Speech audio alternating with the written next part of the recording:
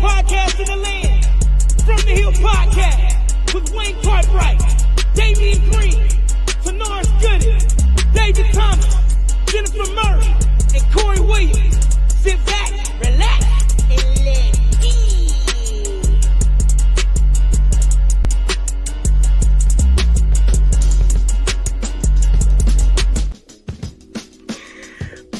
What's up, everybody?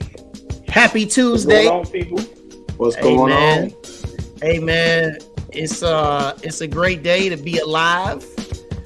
Great to be seen. You know, I know a lot of folks out there down there in Alabama, they're so thankful that you guys got a little piece of regular weather for once. You know, y'all was stuck up in the house for a little bit. Had plenty of chances to collect your thoughts. Hey, plenty of snow days. Yeah. Hey, man, we had it plenty cold up here too. But, you know, unlike the situation y'all have, man, we just put some salt down on the road, just kind of keep moving. Hey, I don't know what they was putting down up here. They said they was putting down seasoning salt. Seasoning salt? Hey, they said, we got to use something to get this stuff going. We got to use something. Seasoning salt. That's a new one, man. That is a new one, man. Wow. Well, we'd like to thank everybody for tuning in this evening. Just as we always do at this time, just make sure that you hit that like button. For those that are watching the live view here on YouTube, make sure that you subscribe to our YouTube channel. Also, you can see at the bottom of the screen all of the upcoming sports updates. Those that are listening, make sure that you continue to subscribe and like everything on Apple Podcasts, Spotify, and also follow us on our social media, you guys. Facebook, X, Instagram. We got a really, really nice show for you tonight. But I just like to just say once again, what's up to everybody out there? We say hello for the first time this evening to our man T. Gooden, the college man. He didn't want to say nothing about that. He didn't want to say nothing about that. But we got a nice show for everybody tonight. Hope everybody had a chance to check out a lot of the SWAC schedules. We'll get into that here in a moment. But first off, here's a little bit of our housekeeping. So it seems like, fellas, that our basketball teams haven't played in weeks. Right. You know, wow. Yeah. Go from playing about 5 days, 3 out of 5 days, to not playing at all. Yeah. Well, you know, they're going to do the Texas two-step. They're going to go down to Texas Southern starting on Saturday. You'll be able to see both games. The women and the men's games will be on HBCU Go. And then they will go ahead on and move on over to Prairie View on Monday night and tangle with those Panthers. So, yeah, it's been a minute since we've seen them, but I think that rest and that time off, hopefully it'll do them some good, especially for our men. We need some dubs, man. Dubs. Definitely.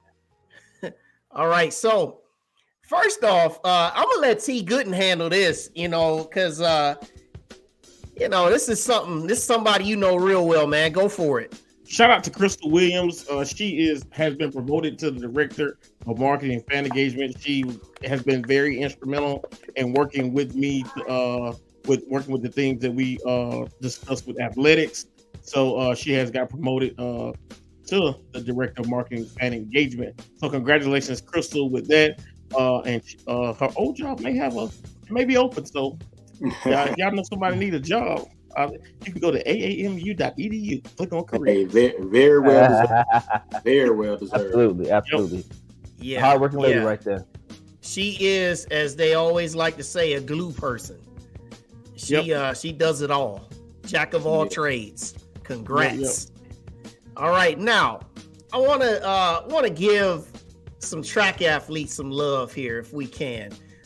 This weekend there were some school records that were set. So first up is Brianna Cox, and she set the school record in the weight throw. All right.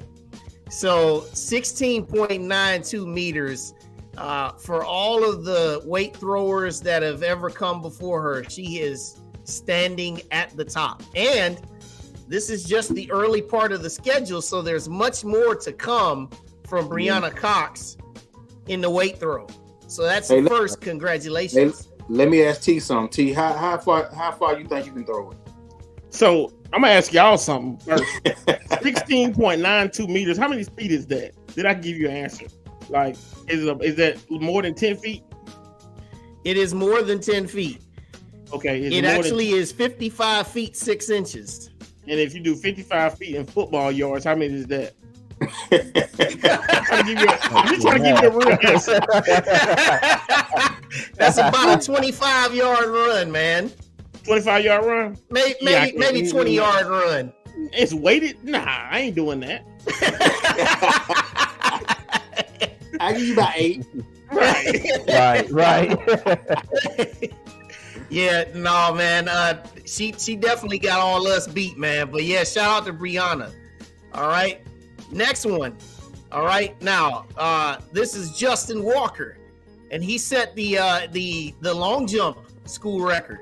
Now, 749 meters. Now, as you can see there, that's 24 feet 7 inches. All right. Ooh. 24 feet 7 inches, and more room to grow, like Brianna. That's a long time. More room to travel, I should say. Right. Yeah, right. But yeah, 24 feet 7 inches. So congrats to Justin Walker, school record. But as they say on the game shows, but wait, there's more. We got a 4x400 meter relay school record. All right, set by the quartet of Brian Johnson, Eric Barker, Cody Pugh, and someone who's been on our show before, Talil Atkins. They ran a nice 3 minutes, 15.63 seconds. Nice. So congrats to this quartet for setting, and this is an indoor school record in the 4x400 meter relay. But again, Wayne, what's harder to run, the indoor 400 or the outdoor 400? Both. It's 400 meters regardless, right? Yeah, so on a 400 meter outside, you run 1 lap. Inside, right. On a 200 meter track, you're running 2 laps. Gotcha. Okay. All right. Now, finally, someone who will be joining us coming up later in this show, we've got a freshman, Ana-Liese Torian, set the 60 meter hurdles record in a blistering 8.35 seconds. Woo! That's quick. And something about this record that's so special is that she didn't break it just once on Saturday. She broke the school record the first time in the semifinals, and then came back and broke her own record in the finals. Oh, wow. Man, I was watching that highlight of her going over those hurdles. Man, hey. Oh, yeah. She was doing her thing. Hey, I got an idea. Like when we have athletes that do stuff like that, we don't mention and don't put it on video because we don't need the other schools poaching. We don't need them trying to get our people from us. We got to keep that stuff close to chest. Hey, but we're gonna get a chance to talk to Ana-Liese here in a little bit. So big shout out, congrats to all of our track athletes because track is awesome, and as y'all know, Wild Wayne loves track. I officiated. I love it. So I knew Wayne would be very proud seeing those accolades that those athletes got for track and field. Right. Exactly. Yeah. And SWAC Indoor Championship is coming up in about 3 weeks. So looking forward to them putting up some big marks against the SWAC's best down there in Birmingham. So all right. So that is our housekeeping this evening. All right. So now, here, gentlemen, we're going to welcome our first guest of the evening. She has been on our show before. She hails from the state of Kansas, and she is in her junior year, and she most recently registered her 1,000th career point. And so far on this year, she's averaging 14 points a game for the Lady Bulldog basketball team. So, ladies and gentlemen, would you please receive with us Amiah Simmons? Hello, Amiah. Hello. Welcome, Amiah. Welcome. Hello. Welcome back to our show. We had a chance to connect with you last year in February, and where a lot of our viewers got a chance to know you a little bit. And so one thing we want to do, we just wanted to catch up with you, and we wanted to just hear about, first off, let me just hear your thoughts in your own words about where the Lady Bulldogs sit right now. You know, they sit 8-9 overall, 3-2 in the SWAC. So talk about the season. You can mention all your players, just how you feel. How's the season going? It's going good. We have a lot of key players this year that are really helping us. We have Alicia Wilson. She comes from Academy of Art, and she's averaging 8 rebounds per game. She's leading the SWAC. So that's a really key factor on our team. And also Kayla Turner. She's a freshman. She's our second leading scorer on the team. And yeah, this season has been going well. We've had some ups and downs, but overall, I'm really looking forward to just continuing playing more of these conference games and really becoming one of those top teams in the SWAC. Oh yeah, absolutely. Good deal. Amiah, this is David. I want to get the question out there. The most recent news that we saw posted on social media that you have secured a great NIL partnership that we'd like to hear a little bit more about. So if you can share that company with us and tell us how that came about. Yeah, so I was really excited to get that deal with Snickers. It took a couple months, a little more than a couple months, to just finalize everything, and I really am grateful for like my agency that I work with that offers these deals to me. So shout out to Pat. So that was really exciting. Shout out to Pat. Take care of our Bulldog. Shout out to Pat. So is it possible we can see any type of, Snickers on the yard, on campus, on the hill? Maybe. My question to Maya is recently you went to go play basketball back in your hometown. How was that being able to play in front of your family and friends? How did that make you feel? Yeah, that was like a great experience, something that I will never forget. I had so much family there to support me and friends that I didn't even know were going to show up.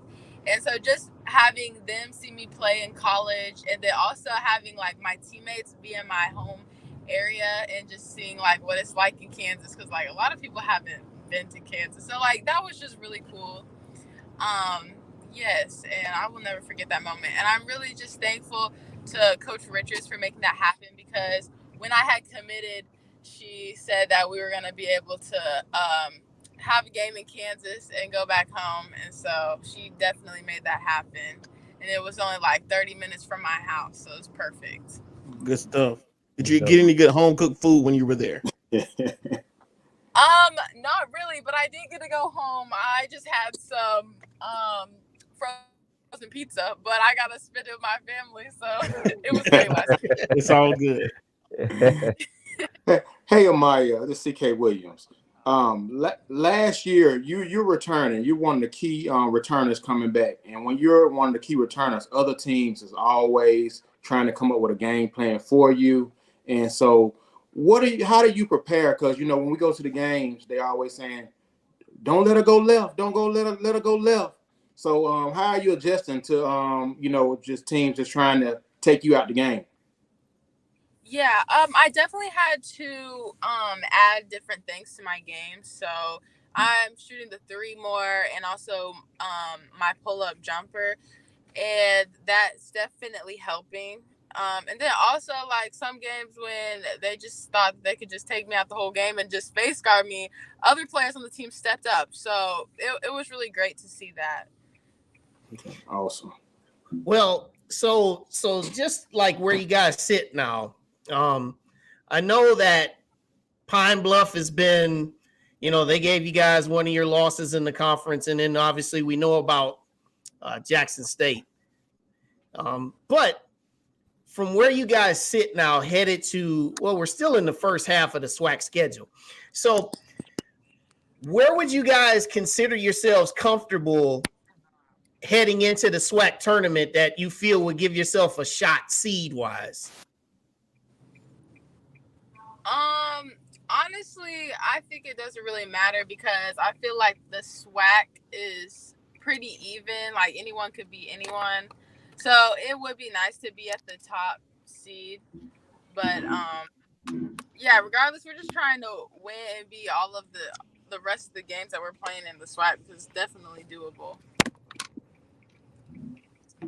And you know, coming up with Texas Southern this Saturday, what are some of the things, conversations you guys as players and the coaching staff are having to mentally prepare you guys for this game? Texas Southern, they're a really good scoring team. They average a lot of points a game. They have some good shooters. So we're really just going to try to defend well and pay attention to personnel. So going to the games, sitting there and looking at your minutes, like you really never come out of the game. It's a 40-minute game, and you're always playing like 35, 36 minutes, like with minimal rest. First of all, how in the world do you do that? And like what, like it seems like you use more energy getting up and down out of your seat than actually playing. Like you never get tired. What does your off-season conditioning look like to get prepared for the season? We condition a lot, especially over this past week because we've had a bye. But I've been really grateful just to have minimal injuries.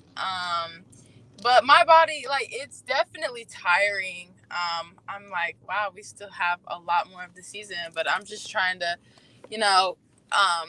just embrace it and just continue to do treatment and take care of my body. But I'm really grateful for the minutes that I have.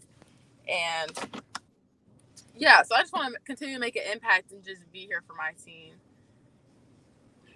But one of the questions I was going to ask sort of like is similar to what T. Gooden. It was pretty much just saying, you all played a lot of games in a short period of time recently. And now you had a big layoff. So what do you all do as far as for doing that layoff, as far as getting ready for the second part of the season? Are you talking about like this little break that we've had? Yes. What did y'all do during that time? Well, we really just focus on us instead of like the upcoming opponent because we're just trying to get better individually. We'll have a lot of like post guard splits and just working on footwork and getting up a lot of shots. So that's been really nice. Yeah, and then also conditioning on top of that. And after those ice days we had, yes, lots of running in practice. Okay, I was hoping a lot of rest too. Oh, yes, rest too. And my hand, I had a big gash in my hand, so it would reopen every single game. So it's been nice having it healed. That was definitely needed. Awesome. Well, Amiah, we'll get you out of here on this one. All right. Now, I know that the goal always for any program is to win their conference tournament and also advance to the dance. Now, one stat that is really important that I hope that Alabama A&M can become the first to ever do this on the women's side in the SWAC. There has never been a women's team in the SWAC win a game in the NCAA tournament. Not once. So it's something that I hope that you guys can keep at the forefront of your goals. And also one thing that I also want to say to you, being a leader of the team and being an ambassador of the team, just want to just say thank you for all that you do for representing Alabama A&M, not just basketball, but also just representing the university. Because every time you make a post, that's another person that has a chance to see something about Alabama A&M. Because as all of us know, a lot of times you tell people, well, I went to Alabama A&M, or I go to Alabama A&M. Oh, yeah, where's that? Well, you're having the opportunity to help us put Alabama A&M on the map. So we just want to continue to encourage you and also the rest of the ladies for the rest of the season to do very, very well and play your best. And before you go, the rest of your teammates have been through this, so I'm going to put you through it. I want your best Coach Richards impression. Oh, God. There is so many things. I'll just say what she says all the time. Point blank, period. Y'all better get back on defense. Point blank, period. Hey, Wayne, I got one more too before she gets out of here. I know the answer to this. Chiefs or Ravens? Who you got this weekend? The Chiefs, of course. Come on, man. You know what she was gonna say, man? Was there ever a doubt? Right. Never a doubt. Well, Amiah, Chiefs, no matter what. Even with all the Taylor Swift, you still love all that too? I don't really focus on that, but no, that's what All right. he's talking about. All right. Well, I want to say thank you so much for all your support and stuff, even on Twitter. Like, I really appreciate you guys supporting me, and that's just good to feel the love at A&M. absolutely. You're very welcome. And you can see Amiah and her teammates coming up this Saturday on HBCU Go as they travel to Texas to take on those Texas Southern Tigers. Amiah, thank you for joining us a second time. God bless you and good luck as you guys travel forward. Thank you so much. You got it. All right. That's Amiah Simmons, everybody. Hungry. Wow, wait, that's good to have. We had a NIL deal with Snickers for somebody. That's unheard of, man. Bars will never get old for a school like us. I mean, that's good on, obviously to get NIL deals, you have to be marketable and be good at what you do. So she's accomplishing both. So shout out to her. I wonder if she get unlimited sneakers. Yeah. Had to slide in them DMs and say, hey, send me a care package. Right. Send a brother a care package. Hey, guys, let's keep with the basketball theme here, all right? Yep. Now, the next person we're bringing before you, she hails with this nickname. Dave, say the nickname for us. They call her Stretch. That's right. Uh-oh. That's right. Call her Stretch. That's right. She originally hails from Omaha, Nebraska. Omaha, remember that? Omaha, Nebraska. She started her career at Missouri State, and then she spent some glorious time as an Alabama A&M Bulldog on the ladies basketball team before she finished her career at Syracuse. Now, she currently plays professional basketball over there in Europe, playing for the team IK EOS over there in Sweden, where she's averaging, ready for this, 19 points and 13 rebounds, averaging a double-double. Nice. All right. So, ladies and gentlemen, it gives us great pleasure to welcome to our show for the very first time a Bulldog legend, lady basketball player. Please welcome Dariauna Stretch Lewis. Good evening. Good evening. Well, it's not evening for me. Okay. Good morning. Good morning. Right. Good morning. Over there in where are you at over there in Europe? You in Sweden or are you somewhere else? Yeah, I'm in Sweden. Yeah. Oh wow, in Sweden. All right. First time we're international, baby. We're worldwide now. We made it. Thank you, Stretch. I like that. Thank you, Miss Lewis.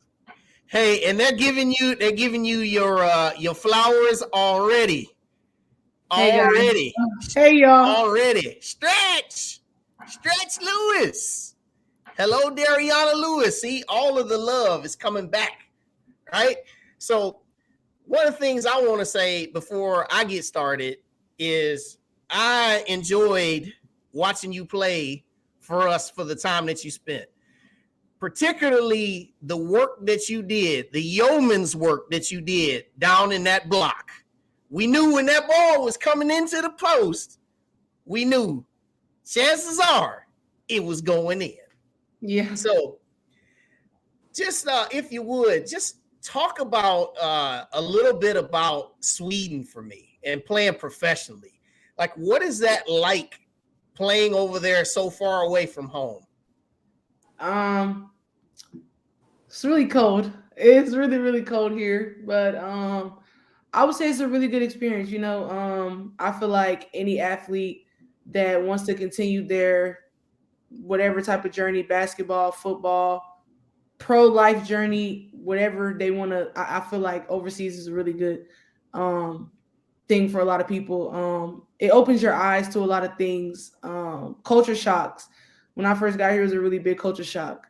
They do a lot of things that we don't do, and we do a lot of things that they don't do. So it was just, it's just a really good opportunity for me to expand my horizon and, still showcase my talent on top of that.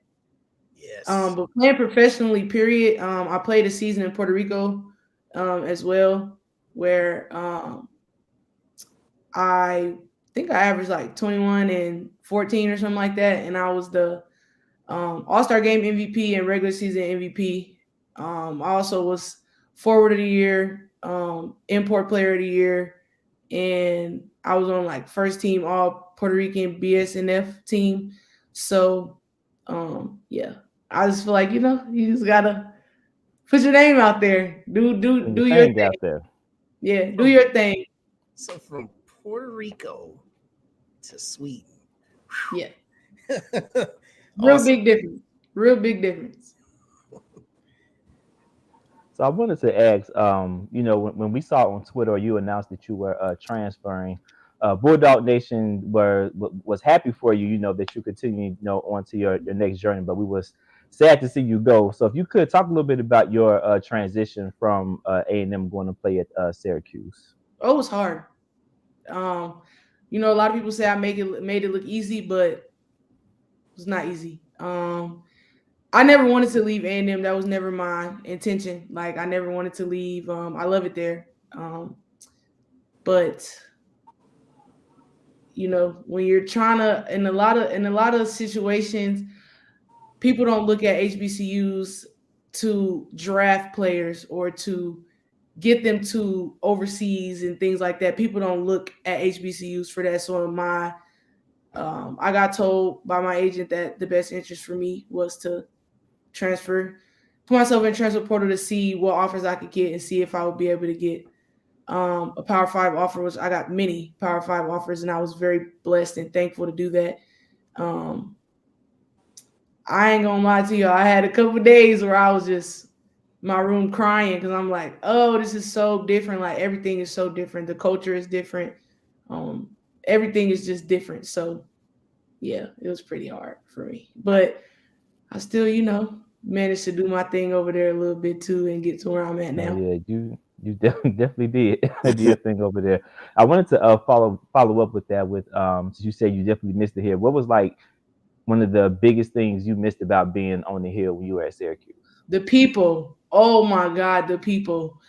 I can't express, like, I started my basketball career at Missouri State, which is another PWI, and I just felt so out of place. Like, it was just like, I don't know, you just feel out of place. And then I went to A&M and it was like, yo, like, I'm around my people, like the people that look like me, sound like me, act like me, move like me. And it was just like, wow, like, this is a feeling I never want to go away. Like, the fan base, everybody, it was just a really good feeling for me. And so, yeah, that was the biggest thing. It was probably the people. I like that. So, a couple questions I got for you. You're all the way in Sweden. Are you not scared? Like, what do you like? That's a long way from here. Like, how do you maintain? I wouldn't say I'm scared, but I just try to make it like home as much as I can. Here I do have my own apartment, so I do, try to make it as homey as possible. I do the same stuff that I would do at home. I talk to my mom a lot. The time difference is like 6 or 7 hours, I want to say, from where my mom is. So it's like it's kind of hard for us to like chat a lot, but Mhm. I just, try to call my friends as much as I can, call my family as much as I can. And, I just try to make it as homey as I can. Got it. And my next question is, so you just mentioned that your agent told you that, hey, if you want to get drafted or play overseas, you need to go to a bigger school. How do we as alumnus, because we want everybody here. I wanted you to stay at A&M because Yeah. I feel that you could be just as great coming from A&M. So but I understand your position. How do student athletes as yourself or us as a whole change the narrative so like we can get those players out of HBCUs because you're gonna be great at A&M just like you were good Yeah. enough to get drafted from Syracuse. So how do we change that? I feel like the marketing and the social media part. I noticed when I was at Syracuse, I was like what do they call it? Like the funny person, or like the person that gives everybody like laughs, or gives the fan base laughs and stuff like that. Class Like, clown. yeah, like basically like class clown type thing. So like I noticed that they will post anything, like anything I did that was funny, they'll post it. Like I had a couple times where I told some jokes with one of my teammates, and they like went viral, and the fans was like loving it. Or like I did a mic'd up video. A lot of people probably seen that mic'd up video, but I did a mic'd up video, and on TikTok I got like 100,000 likes, 100,000 shares, 100,000 saves and stuff like that. So I feel like the marketing and the media, I noticed it is getting better. I'll just use a team in particular, Pine Bluff. They have a lot of media marketing going on right now for Zay Green and the rest of the team. So I feel like we just got to continue to push out content, and we just got to continue to push out content and show everybody that it's not it doesn't matter where you come from. Greatness, greatness is anywhere. Right. I like that. Okay. And Dariauna, just like T Good said, hey, you had an awesome career at A&M, and hey, you were, like they say, the man or the woman, and you dominated and was Miss Double Double. And to go from, and I actually think you were the missing piece from a SWAC championship last year, but to go from Alabama A&M to Syracuse, and not from being the number one go-to at Alabama A&M to just trying to crack the starting lineup, because I know that was tough at first. How challenging was that as far as that transition to go from being the number one player on a team to going to just trying to hoping to crack the starting lineup? It was actually, that was like the biggest, I would say, transition part that I had to get into. I know at A&M I probably shot the ball like 15, 20 times a game. I was always the go-to person. Like, we need a basket, boom, we gonna go to stretch. We need a rebound, boom, we gonna count on stretch to get it. We need this, we gonna count on stretch to do it. And then when I went to Syracuse, it was like, I don't even recall shooting the ball more than 11 times. 11 times. Like, it was so hard for me to just like, at first it was, hard for me to get into my role. I'm like, I don't know where I'll fit in at. Like, I'm, like, you feel like you walking on eggshells. Like, you like, I don't want to mess up because I don't want to have to sit down. And, I don't, you just like walking on eggshells. But I feel like I adjusted pretty well into my role. Obviously, it was not ideal for me to go from scoring like 20 points a game and 11, 12 rebounds a game to barely 10 points, barely 10 rebounds.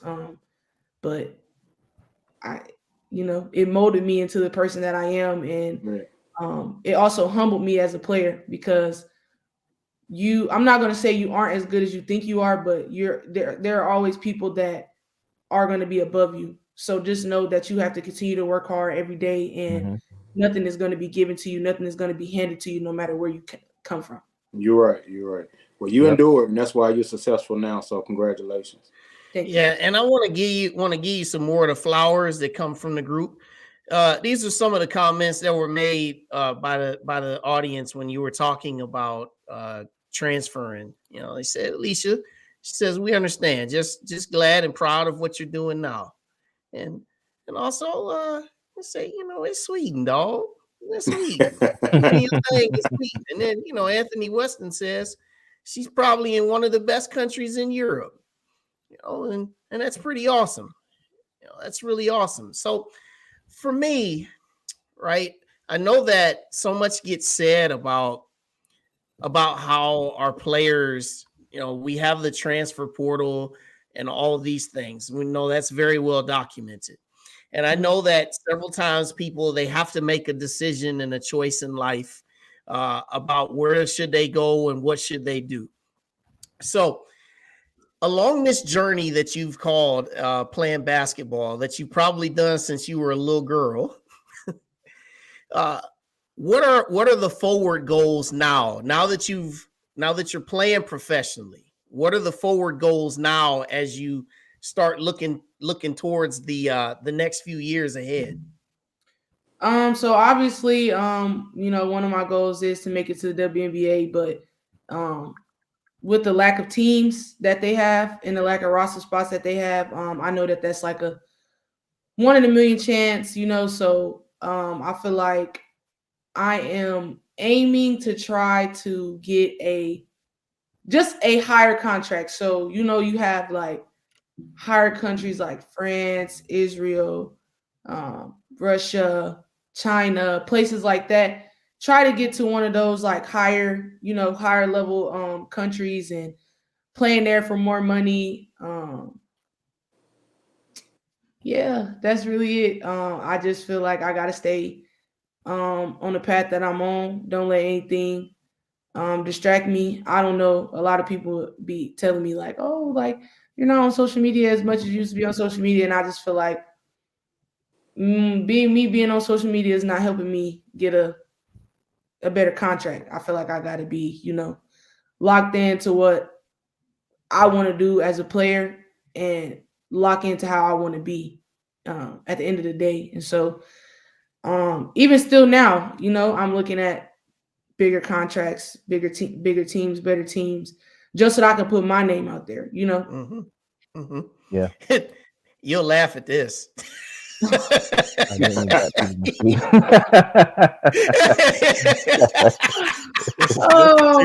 a serious question. I just want to say that there's I've seen like 5 black people, and they're not black like African American, they're like Sudanese, like traveling abroad, people that's like traveling abroad, you know what I mean? Mm-hmm. So like, no. It's really, all right. Yeah, you got it. All right, it's me, Brand. You are 100,000 people according to Dariauna. No. You gotta keep them strong. Like, ooh, no. They be trying you out here. I got one night we tried to go to like a bar after our game. And we went with some of our Swedish teammates, and we walking up to the door, and I'm quiet because I'm like, I don't know, I don't.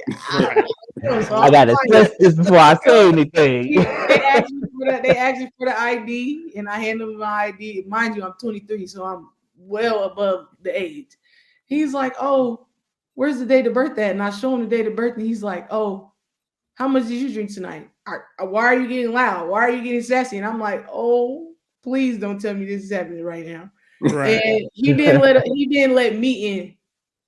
Wow. My other teammates got let in, but I did not get let in. So it was just like, that was my first real like racial thing that has ever really happened to me for real. And I was just like, oh. What are y'all eating? What's the food choices over there? Like, what do you eat every day that can remind you of the United States of America? I meal prep. I don't eat their food. So what do they eat? They eat that. I don't like meatballs and potatoes, and like it's really bland. It's just something that I just can't get into. I cannot get into it. Okay. They need some of that season sauce, CK. Yes, meatballs. I cannot get into them. Like I tried, and I just was like, This ain't me. Hey, you gotta do what us black people do. You know, we put onion powder and garlic powder on everything. Yeah, I gotta Yeah, be got them bringing my two in your own cabinet. salt and pepper to the table. Like I gotta bring my own salt and pepper to the table. That is funny. Do you still keep in contact with any former teammates? Have you spoken to coach since you left the Hill? Yes, me and Coach Richard are really close. Like that's one of my favorite all-time coaches, like that I've been coached by in life. I love Coach Richards. Very, very headstrong woman. I feel like we have some similarities within each other. Very outspoken, very bold.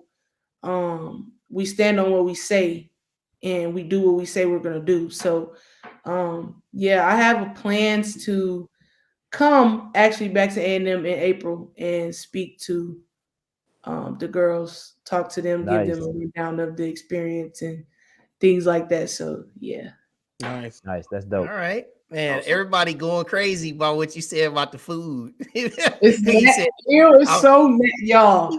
he said, You I have to bet the bring your food own- lack season. It's so like it's so bland. Like it's just no, y'all no.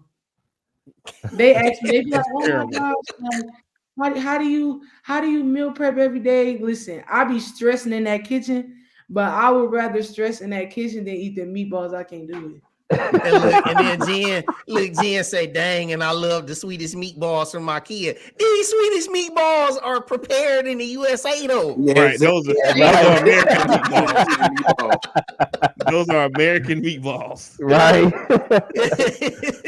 Oh man. Well, Stretch, this has been a great time, and we definitely got to do this again with you because I want us to be able to check up and hear more of this journey because, like I said, you're a very popular player at A&M, one of our best players we've ever had, most definitely. Yep. Mm-hmm. And you are doing some spectacular things over there in Sweden. I know it's very far, but you know that statistic when they said how many people go pro when they come out of the NCAA.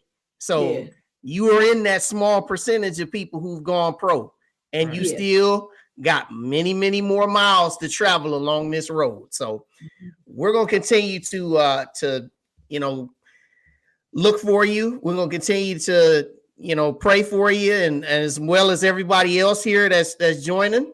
And like I said, we're going to get you back. We want to hear more of this story as it goes. So best of luck to you over there in Sweden.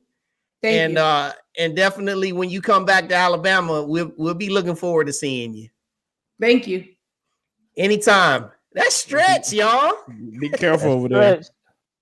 All right. See you, Stretch. Thank you. All right, y'all. Man, that was a lot of fun, man. Look, when I'm eating meatballs, man, I'm gonna definitely think about that. Right. Ooh, at least I'm not in Sweden. I only eat the baby shower meatballs. Hey, right. The baby shower out of wedlock meatballs be jumping. For real, man. Y'all know those out of wedlock baby shower meatballs. Them big old meatballs. With the little smokies with the toothpick. Man, come on. Oh man. Hey, look, y'all. We're gonna get into our final guest of the evening, and we talked about her a little bit in the beginning. She hails from Homewood, Illinois, and she is a freshman, and she is doing some mighty big things. If I may put the graphic back up here once again, she set just this last Saturday the 60-meter hurdle school record, 8.35 seconds, and it gives me great pleasure to speak to this young lady this evening with all of us. So would you all welcome for the very first time here on From the Hill podcast, none other than Ana-Liese Torian. Good evening. How are you? Hi, I'm good. How are you? This is wonderful. And I've been looking forward to speaking to you since yesterday because I know someone that's gonna put a smile on your face. My former teammate who knows you very well, Justin Edgecombe. He was telling I do me, know him. He was one of my former coaches. yes, absolutely, absolutely. Yeah, he was one of my teammates when I was there running on the hill, and he told me a little bit about you. And I'm also very close to Coach Murph, and they've all had glowing things to say about you. But also, Justin wanted to make sure that I say this now before I forget. He said, make sure you mention Coach Ben and Coach Wilson. Absolutely. Those are one of my two favorite coaches from back home. I don't know, they just really set my mindset a little different with track. Like in general, like I've been running on their team since I was in middle school. And man, they made it feel like a family. So love to all of them. Love them. Absolutely. So before we get into our questions, so just to let everybody know, you were originally committed to Auburn. Yeah, look, as we talked about, HBCU. So you were originally committed to Auburn. All right. Now, I want to know, just being committed to Auburn, what was that whole process that led you to get to Alabama A&M? I'm not gonna lie, it was a pretty long process. I had committed closer to the initial committing date, and I had been in talking with Murphy and stuff before then when I was picking my schools, and he had did a home visit, and I really liked what he had to say.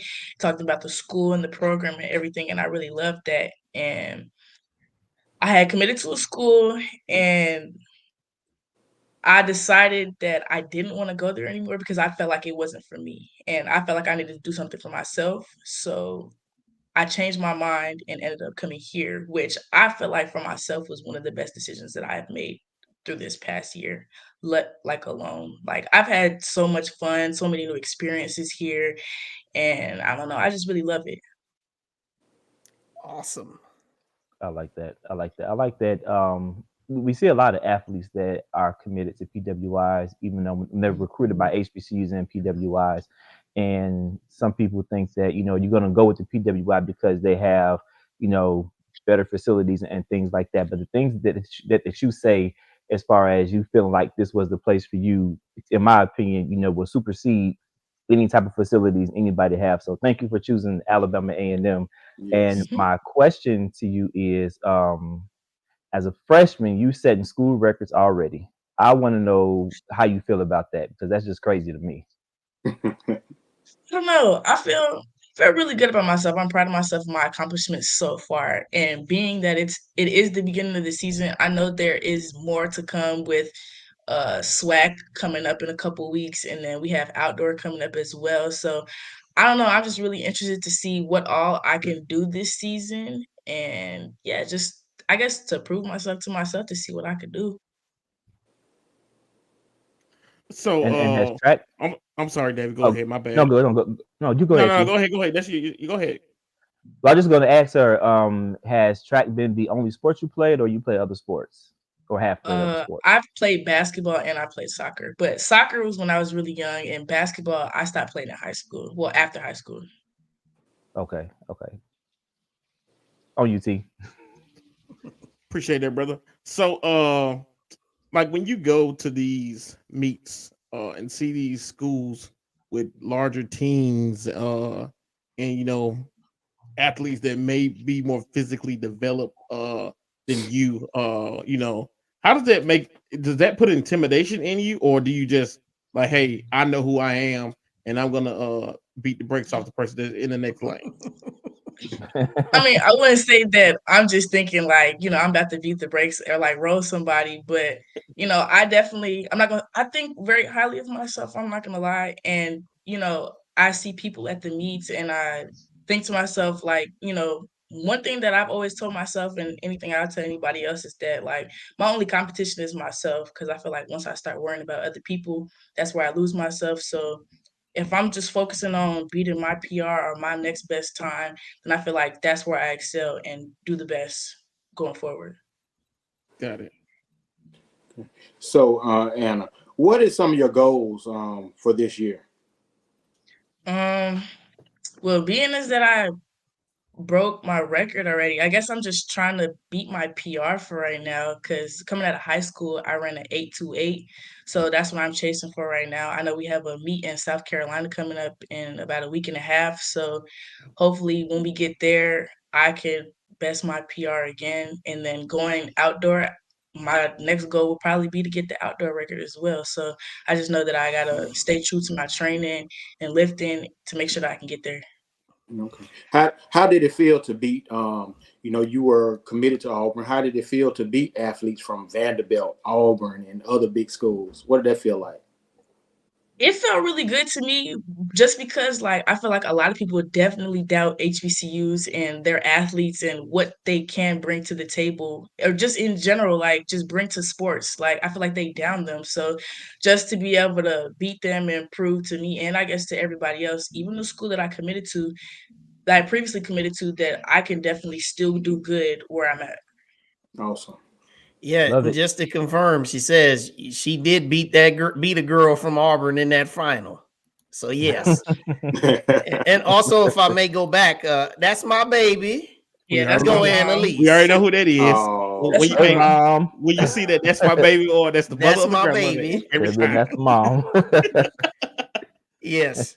So one thing that's so awesome about the time that you ran, it's funny because I'm gonna be doing the Division III indoor championship officiating. You already would be in the top 5 in Division III if you were in Division III. That's what's funny about the time you ran. But in the seriousness, I know that top 16 makes Division 1 indoor. That's the cutoff. And I know last year 8.1 was the last qualifying automatic to get in. So in your sights, do you believe that 8.1 could possibly be in your future, coming up here before March? I believe that I can get there as long as I get a couple technical things done. And like, I know there's really no such thing as a perfect race, but let me get all the pieces together. I believe that I could surpass 8.1 and make Okay, it to the NCAA round. and then my follow up to this now. I know that you run the 100-meter hurdles. Are we also going to see you in the 400-meter hurdles outside also? You might see an appearance, you might not. I guess you just might have to wait and see. She said, yeah, definitely the 100 hurdles. Said, hold up now, Murph, if you're listening. No, I can run the 400 playing. hurdles. Just, you just gotta wait and see. Stay tuned. That's what she said. Absolutely. Go Go ahead, Dave. So I asked, my favorite question to ask all the athletes when they come on, and that's what they do to get themselves prepared for a football game, basketball game, competition, whatever it might be. So I'm gonna ask you that same question. What do you do to mentally prepare yourself? Do you have a favorite song that you listen to? Do you go in the corner and pray? We had somebody told us that she drinks prune juice before a game. And so we just want to know, what's your go-to to get your mindset for your competition? So majority of the time, I actually do enjoy, like, this is like way before the race. This is like preparation. I do enjoy talking it out and mentally preparing that way. And then once it's time to actually prepare for my race, I prefer to do it in silence. So this previous meet, I had my headphones on the whole time I was warming up until it was time for me to start doing accelerations and sprinting. And there's this one song that I was playing over and over again. It's called Passion Fruit by Young Booty. That song really kind of gets me hyped. So, it gets me in the mood, it gets me warm, it gets me kind of jumping and pumping. So that's really what I do to get myself prepared for my race, and also visualizing my race, because if you can see it, then it can definitely happen. Nice. I love that. All right, my got a couple sets of questions. So my first set is who is your favorite track athlete, male and female? Who your favorite track athletes? Male and female. Or if you don't have you just don't have it. But if you I do, don't have a favorite male one, but my okay. favorite female would probably be Sydney McLaughlin. Sitting golf. Nice. That's a good choice. 400-meter hurdles. I was playing. Go ahead. I mean, she's had her fair share of 100-meter hurdle races, but she dominates in the 400 hurdles. Right. Gotcha. Now, who is? I'm sorry, not that you answered that one. Now, what are your long-term goals? Like, do you want to be an Olympian? Do you what are your long-term goals with track and field? So with track and field, I'm definitely gonna do all 4 years of college. I know over the summer I'll probably be competing in U20s and seeing where that goes. I know the trials are this summer, but I don't think I'm prepared for that. So moving forward, I just really want to see where track takes me and how good I can do and how much I can progress moving forward.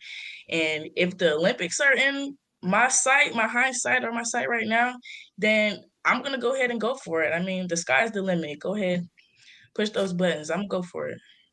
Nice. So, on the school side, what is your major at Alabama? I'm a sports management major. Okay. All right. All right.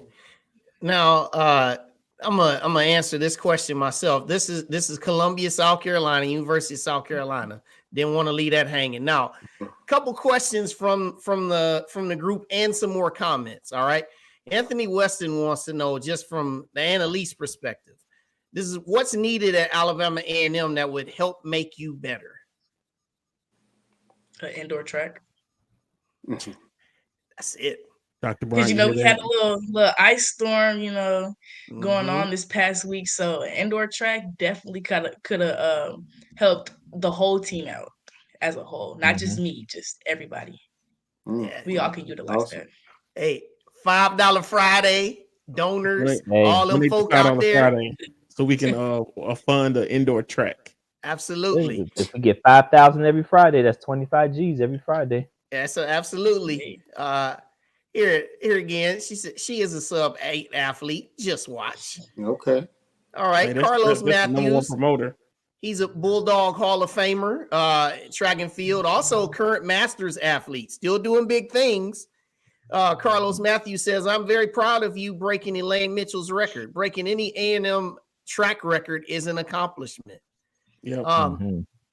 Thank you. CJ wanted to let you know she is a very mature freshman. I see greatness coming from her. And then I like this one, Edwin Moore, future A&M athletic director. Well, she coming for you, Dr. Bryant. Long after you've been to the Olympics 3 times, right? You Won made gold about medals. $165 million in endorsement money. You know, got a statue out in front of Louis Cruz, all that stuff. Man, I'm speaking prophetic, man. I'm speaking into your life tonight, Ana-Liese. You speaking to my future. I want to see that happen for me. Hey, look, I'm trying to be out there LA 2028 with you. We do we do have some former female athletes who are athletic directors right now. Absolutely. Right. Absolutely. Those that are doing well. Sorry, FAMU. Anyway,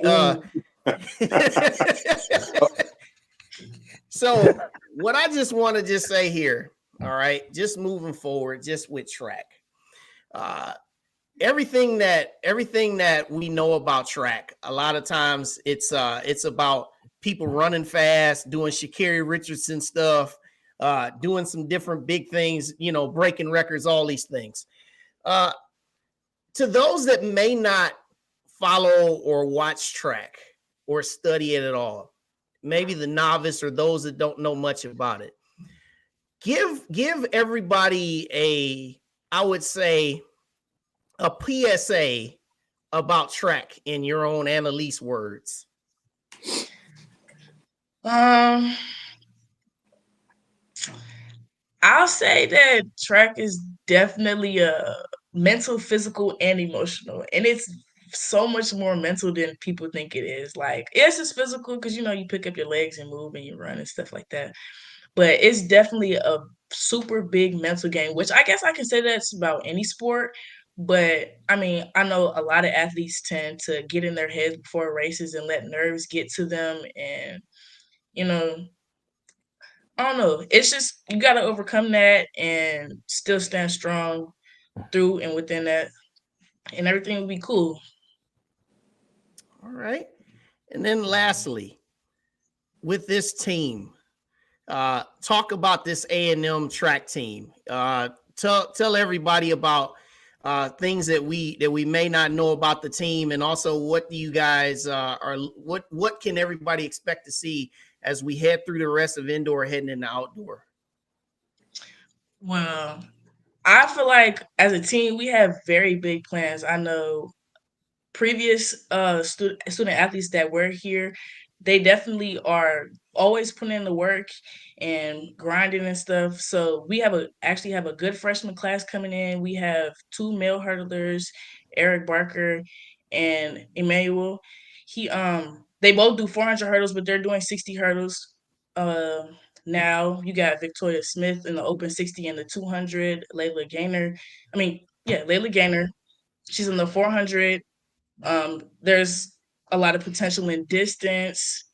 I don't know. I just feel like we have a lot of more good jumpers, and I just feel like there's potential everywhere for us to be doing good and to place top 3 in the SWAC, indoor and outdoor. So I hope to see big things for us and hope that we put the pieces together so that we can get there.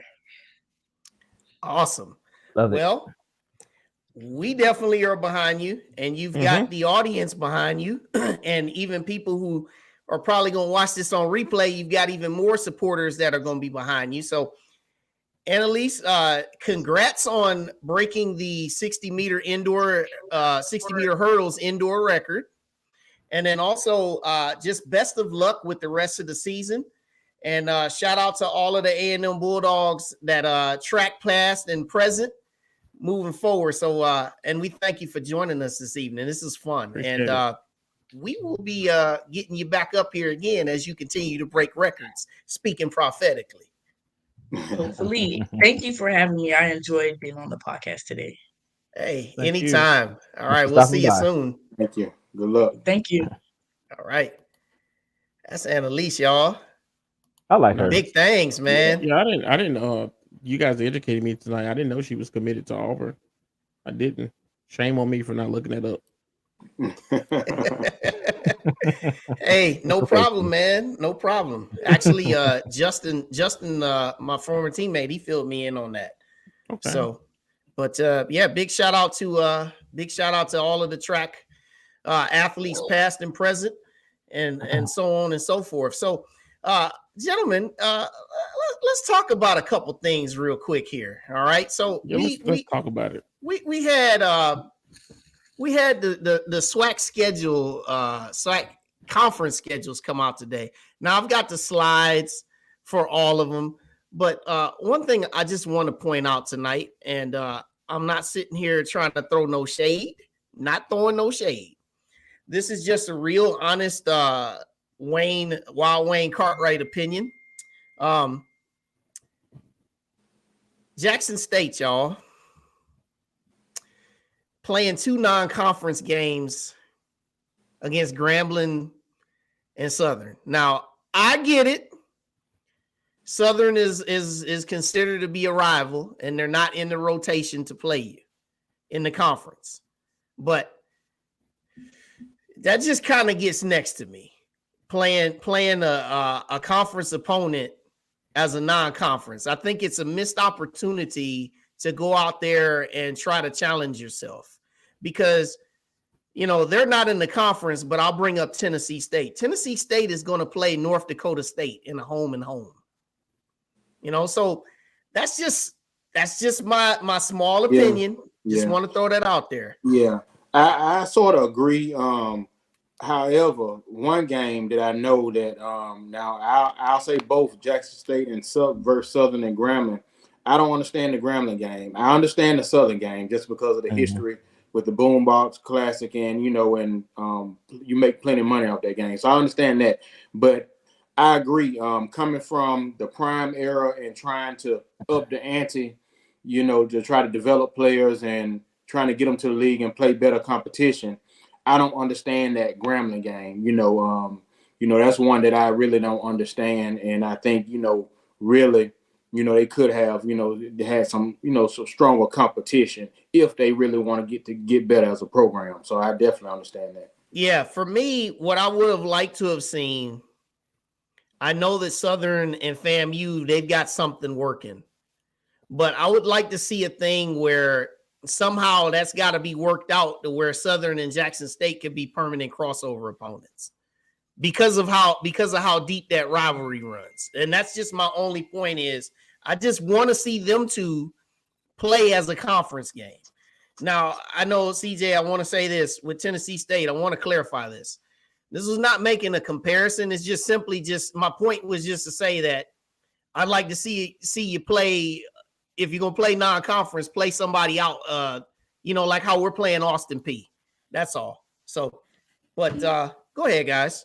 So why do we even make that an option anyway? Like, to be able to play a conference opponent and make it out of conference game? Like, why don't we just count it? Why do we only play, how many, it's 12 teams, right, in the SWAC? And how many SWAC games do we play? 8. We play 8. And I just don't understand why is that. I get you. If they got those games that had historically been, big draw games or rivals, you probably want to put it as on your schedule as a regular SWAC game every year. I get you. Mm-hmm. I get you. Yeah. I mean, this is my thing, man. Like, I just like, the SEC is gonna go to this year. I think and just like we do in basketball, just get rid of the divisions and just play everybody every couple of years, then switch it and then rotate it so you can eventually you've played everybody all the time instead of doing this stuff. You're not the first person that said that, T. And if they're and John Richardson said, I hear they're thinking of doing away with divisions, and that would be good if they did. But until they do, my other thing is there were a couple years where we actually played 9 conference games. Now I know it didn't. Yeah. I know it didn't go over as well when there was an 11-game regular season, but now it's a 10-game regular season. I mean, a 12-game regular season. So, but 12 is not every year, right? Who knows? Everybody's playing 12 now. I don't think you play 12 every year. I think it goes like every 3 or 4 years where you'll be granted 12 games, but the standard is 11. But depending on how the schedules think, it's like it comes around like every 3 or 4 years where you'll have a 12-game season. Okay, Dr. Brian just he takes you to the Grambling game. Yeah, he said the Grambling game against Jackson State goes back to when Grambling protested and didn't show up at Jackson. Yeah, that was back in 2013. Gotcha. 2013 when they had that protest. And they forfeited. And as a conference, I would say just make those games conference games. I know they try to balance it out and don't want one school playing like all the so-called power teams. Right. But hey, if they want to play them because it's making money, oh well, you got to sacrifice something. True. Yeah. So I'll pull up here some of the games. This is Alcorn, and Alcorn, they've got a new coach. So the games in the purple are the ones that they're hosting at home. As you can see, Alabama State is a crossover for them, as well as Valley. I would love to play Alcorn again. Me too. Yeah, I would love to. I think we'll be playing them next year. I think they'll roll on to our schedule, and it was either 20. I think it's going to be in 25 or 26 where they roll back on. Gotcha. Okay, it's been a long time. It'd be awesome. 2019 last time we played them. Yeah, last time we were in the same division. This is Pine Bluff. As you can see, A&M is going to play Pine Bluff on the road this year. Pine Bluff, they had a tough year last year, but they did get that big win at the end against Texas Southern. And Dr. Bryant did say we're playing Alcorn next year. Awesome. This is Grambling. So A&M is hosting Grambling this year. Yep. No, they want to pay us back for that. Yeah, we don't lose in the hole. We don't lose in the hole. Whatever. Right. Then this is Prairie View. As you can see, they closed the year last year hosting Alabama State, and they're going to close the year visiting Alabama State. And you see the Man. big game that they have at the beginning against Texas Southern. So that's Prairie Prairie View. View. Corey, when's the last time we played Prairie View in the regular season? We were scheduled to play them during the COVID year, but they canceled yeah. on us. Right. So it's been a minute. We've played Texas Southern, but it's been a minute since we played Prairie View. Right. Prairie View has been one school who has gotten lucky and gotten in the SWAC championship 2 years in a row because things fell their way. Two of the last 3 years. Yeah, because things fell their way on the last week. Yeah, they could have made it 3 years in a row had they beaten Valley. Yeah. Right. But yeah, this is a tough schedule though. But you look at it, you look at that Alcorn, having Alcorn and Southern at home though. That's a little bit favorable for them. And then here's Southern. You can see that they come see us November the 2nd. And then they're going to Tallahassee this year. Now, me, Corey, and Jen went to this game last year, and we had to watch the heartbreak up close and personal. Yes. I can say the Southern people are not as bad as people making me believe.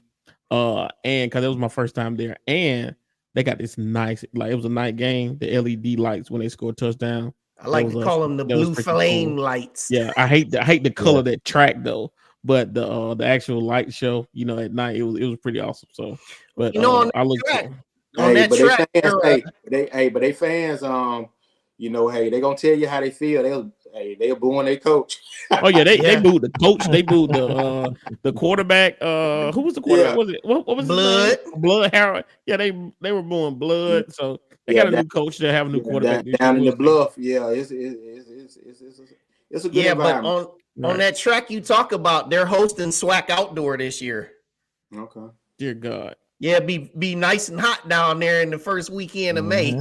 Right. Okay, this is Texas Southern, also with a new coach, with Chris Dishman. And you can see their schedule. And, so they're looking to have a bounce back. But you see they're going all the way across to play Florida A&M. Yeah. I think they had a lot of times they schedule those Texas schools to stay away from Alabama. Dr. Bryant just texted, said we play the Texas schools starting next year, 2025. Okay.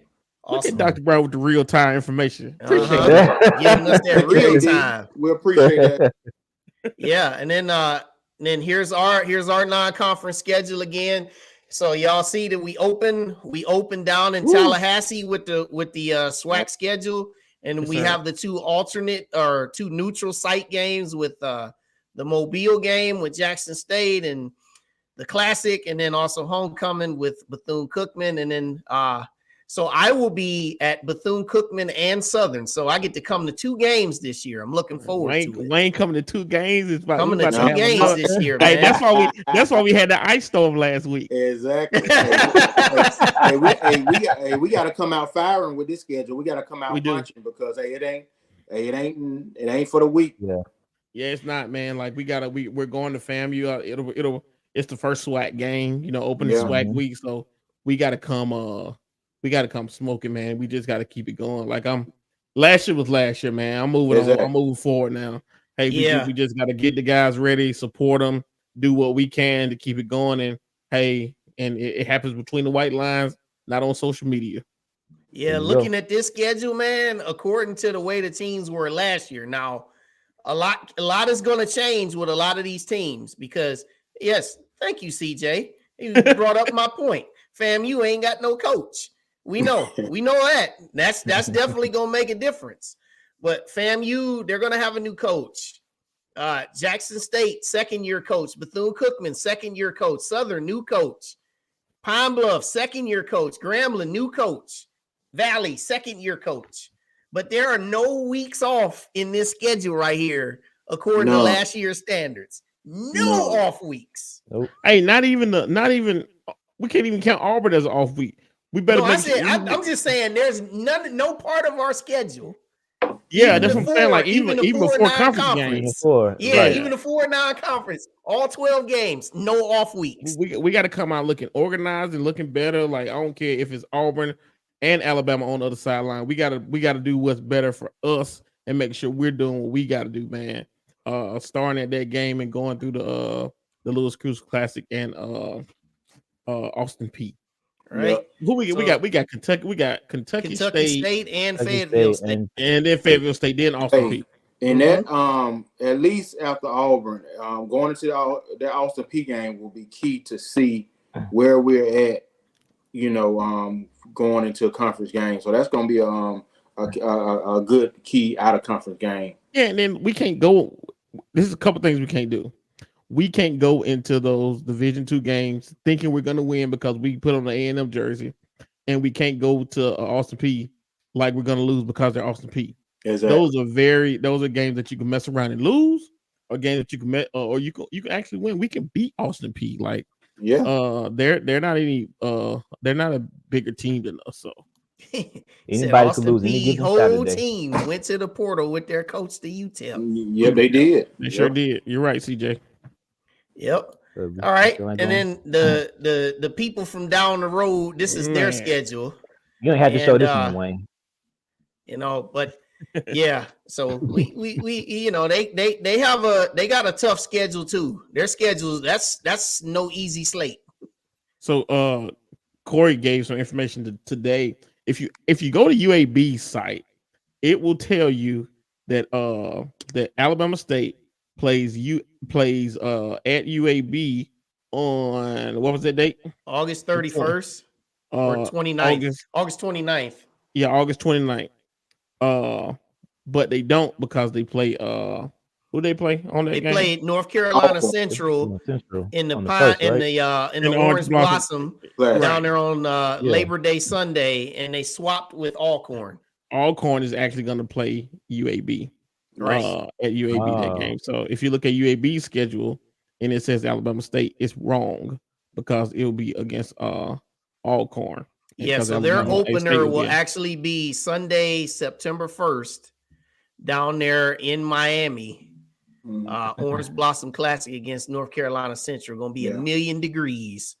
Yep, they chose the free vacation down in Miami, Florida, instead of going down the road. It's going to be I hope we never get caught for that lot game. of fans dressed up as blue for that seats. game. Right, whole lot of fans dressed up as blue seats. Oh, it's going to be hot. All right, let's get off them bums. All right, so now we go to the next schedule. And somebody on here was saying something. I gotta go back don't even show it up. We just talk about it. Don't put it on the screen. It doesn't deserve to be on the screen. All right. He said something about homecoming. Are we ready to lose our homecoming? Some Bethune-Cookman person that won't get mentioned. You know what? I'm gonna say this though. We owe them boys because we do. The number that sits in my mind that I won't forget, 412. That's the amount of rushing yards we gave up to them last year. Woo. When I saw that, I was like, what? Yeah, I remember watching that game. That quarterback, they let that quarterback loose. Right. So we do owe them. And I can understand that confidence coming in here and playing us against homecoming. Because typically on homecoming, you schedule the weaker opponents, but I understand the confidence, but it ain't gonna happen. Hey, and you know what? I'll give them their credit though. They got some players in that portal, so but you still got to develop chemistry. We'll see. Right. Long way to go, but hey, shout out to Bethune-Cookman. They had some games last year that they really should have. They should have won that Jackson State game. Yep, they should have. So shout out to them. And then here's FAMU with no coach, but this is their schedule. Like I said, we go down there to start off with, and then they come to Montgomery for their homecoming. And then look at that game, 10-19. They host Jackson State. This is a game that I would have loved to have seen in the vet when it was Willie Simmons in prime. Nevertheless. And you know what? On that Jackson State and for Florida A&M series, regardless, even when Jackson State had some of the worst teams and the worst coaches, for some reason, Jackson State always beat Florida A&M, and that's hard to believe because I remember some of those teams, and they weren't good. Some of those Jackson State teams. Hey, October 5th, you do see that's FAMU at Alabama State for Alabama State's homecoming. Now, to get to Mobile, you have to drive 65 south. Bulldogs, don't be tempted to stop in Alabama State's homecoming. Keep on coming down the street, come on to Mobile, so we could beat Jackson State. I know it's gonna be tempting to have a good party time in Montgomery during their homecoming. But keep on trucking down the Look, interstate so you'll we can see take them care of folks. business. You'll see them folks October 26th. Just keep on Yeah, down the road. I know you want to party with FAMU in Alabama State, but we need you in Mobile, man. We gotta beat Jackson State in Mobile. We gotta do that. Hey, my plan on September 28th when we play Florida A&M down there, we're gonna put the SWAC on notice. Starting Right. out the gate, we putting the SWAC on notice. Yep. All right. Hey, and then here's Jackson State's schedule.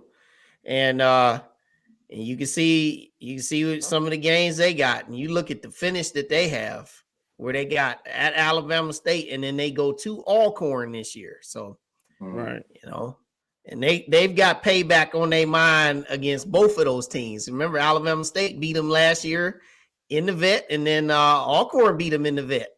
So, and then lastly, Valley. Shout out to Valley. I seen they schedule the whole schedule. Oh boy.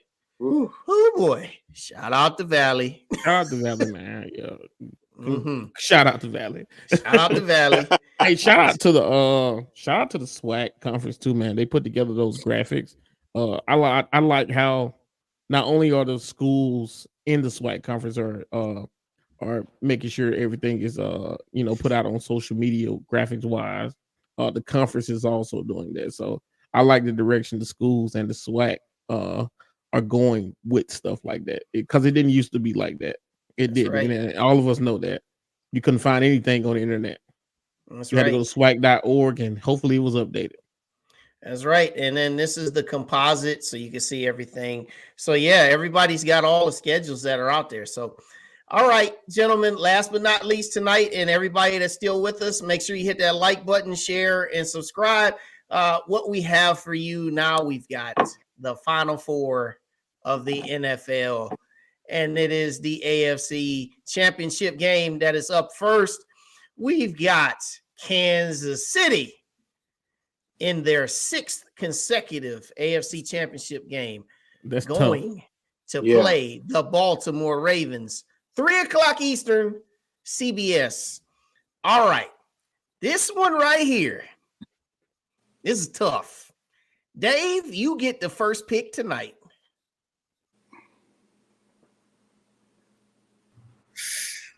No, I'm going with the Ravens. They made me nervous over the weekend. That the first half of that game, but they came back and proved why they are in the AFC Championship. So I'm going with the Ravens.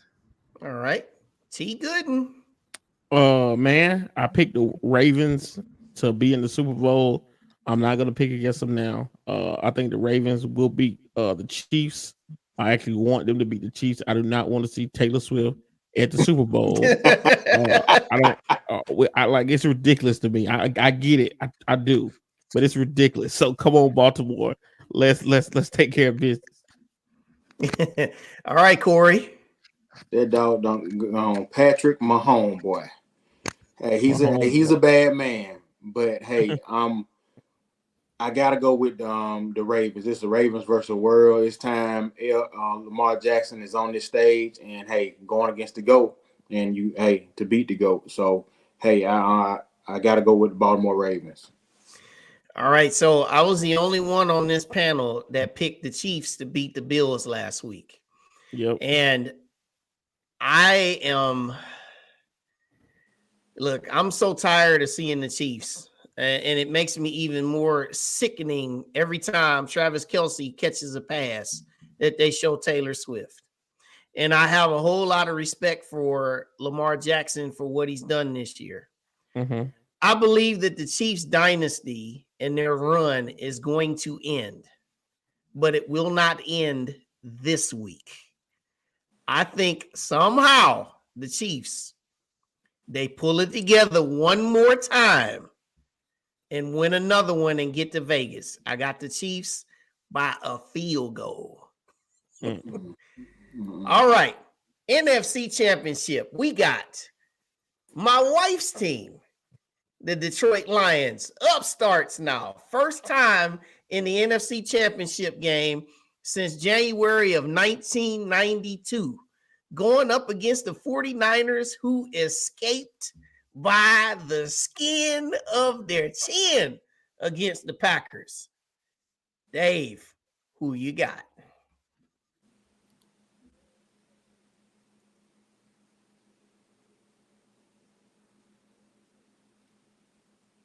Your mic off. Say something. Can't hear you, David. We lost him. All right, go on, T. Good. Yeah, we can't hear you, David. So now I picked the 49ers and the Ravens in the Super Bowl, right? That's what I said at the beginning of the playoffs. That's what I said. I am now going to pick against myself because I think that the Lions are hot tamale right now. And I think that they are going to beat the San Francisco 49ers. This game is in San Fran, right? Yes, it is. Yeah, so it's in San Fran. But I think Detroit's gonna come on top, man. They got everything, they got all the momentum behind them now. If San Francisco wins, I wouldn't be shocked. But I'm going with the Lions this week. All right, Corey. Hey, I think, Detroit done some great things this year, and I think they've, done well. But I think this game comes down to Purdy scares me because, he scares me as a starting quarterback. I know he's won, but, they do just enough to get by. But I think this is going to come down to San Francisco defense. And this is where I think the best coach team is going to win. And I think the defense will do enough to confuse the Detroit quarterback to make some mistakes and put us in a good position to win. So I could pick the 49ers mainly for that defense. Okay, so for me, you back, Dave? I think I am. Can y'all hear me? Yep, we got you. Go ahead, man. Okay, my pick was the Niners. Same reason why Corey said the defense. Okay, now for me, Brock Purdy did not look good at all. He did make a few good throws when it was the clutch, though, against the Packers. Deebo Samuel is 50-50 with that shoulder injury. The Lions, they don't really do a whole lot to blow you away. They made the necessary plays to get by the Rams. They made the necessary plays to get by the Bucs. Now, this is a different animal going on the road against what some people may say is the most complete team in football, right? I think the heart that the Lions have, and this is one chance that they may not get again for a long time. And I think with all of that, I think the Lions get off of the list and make it to the Super Bowl for the first time in franchise history. But again, by a field goal, I got the Lions barely. All right. So that was a great show for us tonight. I'd like Wayne, to just real quick, Wayne, did you earlier that we did promote that we're gonna have Dr. Williams on, but he couldn't make it because yes. So Dr. Williams, last week we did promote that Dr. Williams would be on this show. Obviously, he was not. He had his father passed last week. We do have him coming up soon on a date that will be announced later. But we just want to we didn't tell you guys that just to try to get you here. He was planning to be here, but for obvious reasons, he had to not be here this week. But we will have him coming up on a later announced date. Okay. And condolences to Dr. Williams and his family. Absolutely. And see, we lost Corey. But I want to just say to everybody that joined us tonight, thank you. Thank you as always. And those that have been listening and will listen and will watch, thank you. Big shout out tonight. There's Corey. Big shout out tonight to our guest, Amiah Simmons, and also Dariauna Stretch Lewis, and also up and coming track star Ana-Liese Torian. And just thankful to everybody who participated with your comments. Your energy was amazing as usual. Next week we will have a show, and just look for that coming up. those that are listening, make sure that you continue to subscribe and follow us, and also share this show, y'all. We doing some big things. All right. Yep. So make sure that if you have not, also download the Bulldog app, athletic, the athletic department's app, and make sure that you do that so you stay apprised of all of the different events that are coming up for Bulldog Athletics. And yeah, much to come. So Corey C.K. Williams, Dave Thomas, T. Gooden, I'm your man, Wild Wayne Cartwright. Big shout out to DT's in the thick of his classes. And also feel better, Jada Great. She was under the weather tonight. So thank you to everybody, and we will see you again next week for another spectacular show from the Hill Podcast, y'all. Good night.